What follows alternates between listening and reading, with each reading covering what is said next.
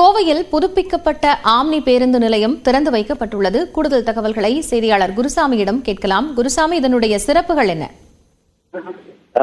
கோவை காந்திபுரம் பகுதியில் ஆம்னி பேருந்து நிலையமானது செயல்பட்டு வந்தது.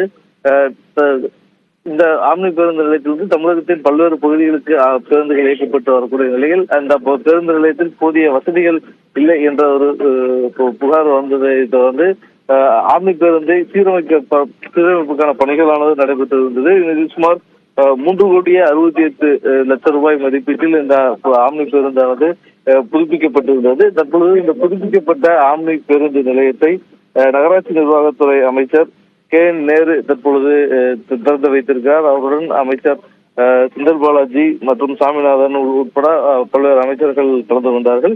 இந்த பேருந்து நிலையம் தற்பொழுது திறந்து வைக்கப்பட்டிருப்பதன் மூலம் இங்கிருந்து பிற பகுதிகளுக்கு சென்று வரக்கூடிய மக்களுக்கு போக்குவரத்துக்கு ஒரு வசதியாக ஏற்படுத்தியிருப்பதுடன் வரக்கூடிய பயணிகளுக்கு தேவையான அடிப்படை வசதிகளும் இங்கே ஏற்படுத்தப்பட்டிருக்கிறது.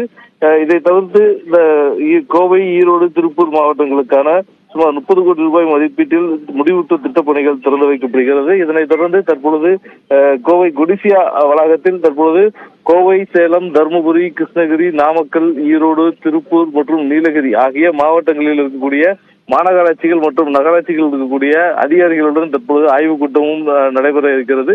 இந்த மாவட்டங்களில் இருக்கக்கூடிய அதிகாரிகள் மற்றும் மாநகராட்சி ஆணையர்கள் மற்றும் பேரூராட்சியுடைய தலைவர்கள், நகராட்சி தலைவர்கள் உட்பட அனைவரும் தற்போது இங்கு வரவழைக்கப்பட்டு அவர்களுடன் அமைச்சர் நேரு தற்பொழுது ஆலோசனை நடத்த இருக்கிறார். எந்தெந்த மாதிரியான வளர்ச்சி பணிகள் கிடைப்பில் இருக்கிறது, அந்த வளர்ச்சி திட்ட பணிகள் எவ்வளவு வேகமாக செயல்படுத்தப்பட வேண்டும் என்பன உள்ளிட்ட பல்வேறு அறிவுரைகள் இந்த ஆய்வுக் கூட்டத்தின் பொழுது வழங்கப்பட இருக்கிறது.